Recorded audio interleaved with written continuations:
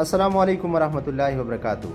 Spread talks के मुअज़्ज़ज़ नाज़रीन, आज की वीडियो में हमारा टॉपिक और हमारा चैनल उन साइंसदानों के लिए है जो कह रहे हैं कि हम चांद पर गए हैं। तो मेरा मौक़िफ़ और मेरा मानना ये है कि आज तक कोई भी चांद पर नहीं गया। चांद पर अब तक कोई नहीं गया।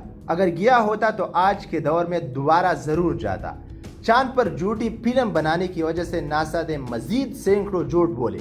दुनिया इस वक्त नासा को सजदे कर रही है क्योंकि कोई इस काबिल नहीं कि वो मनगढ़ंत राज पाश कर ले जो नासा ने बताए। आज लाखों अमेरिकी आवाम को यकीन है कि वो चांद पर नहीं गई, लेकिन हम ऐसा सोच भी नहीं सकते।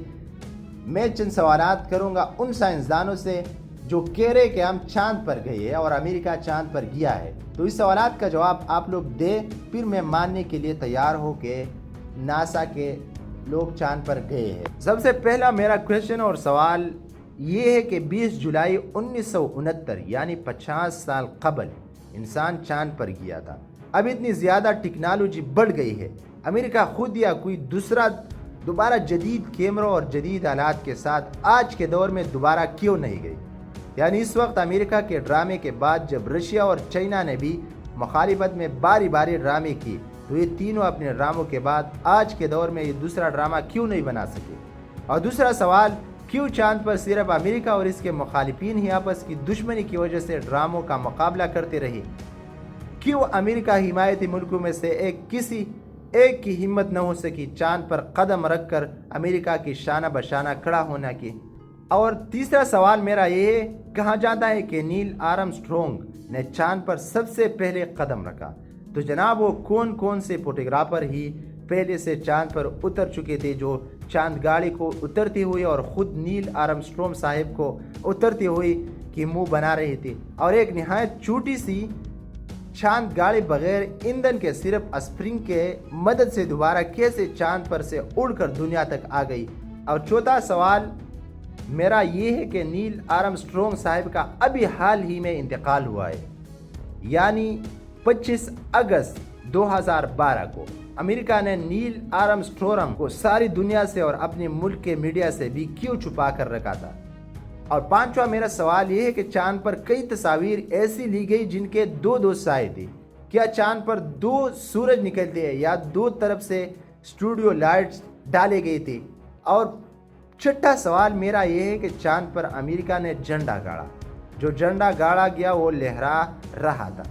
चांद पर हवा कहाँ से आई जबकि खिला में हवा बिल्कुल भी नहीं है। और सातवां सवाल मेरा ये है उन साइंसदानों से जो कह रहे कि हम चांद पर गए थे।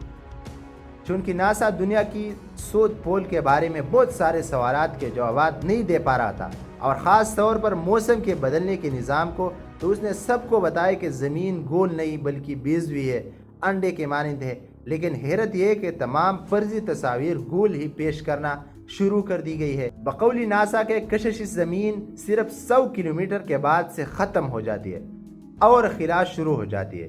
अगर ज़मीन एक तरफ से सूरज के गिर्द घूम रही है और वो भी एक तरफ से 1000 मील और साथ साथ दूसरी तरफ से 6800 मील फी घंटा की रफ्तार से, तो एक सीधा चलता हुआ रॉकेट कैसे इतना बड़ा झटका कैसे सेक सकता है। यानी 6800 मील घंटे पर घूमती हुई ज़मीन के मदार से बाहर निकलना, बिल्कुल ऐसे जैसे किसी को इंतहाई तेज़ चलती हुई कार से बाहर फेंका जाए, तो क्या वो बड़ी ही आराम से आगे चलता रहेगा। और आठवां मेरा सवाल ये है कि 20 जुलाई 1969 को चांद पर जाने की कहानी की वजह से अमेरिका सुपर पावर बना। अमेरिका या पूरी दुनिया क्यों हर साल 20 साल जुलाई को चांद डे क्यों नहीं मनाती। नाज़रीन, ये सब सवालात इस बात पर दलालत कर रही है कि चांद पर कोई नहीं गया आज तक और कोई जाने के लिए बंदोबस्त भी नहीं है। अगर आप दुनिया के हालात से अपने आप को बाखबर रखना चाहते तो आप हमारे YouTube चैनल स्प्रेड टॉक्स को सब्सक्राइब करना मत भूलिए। वस्सलाम।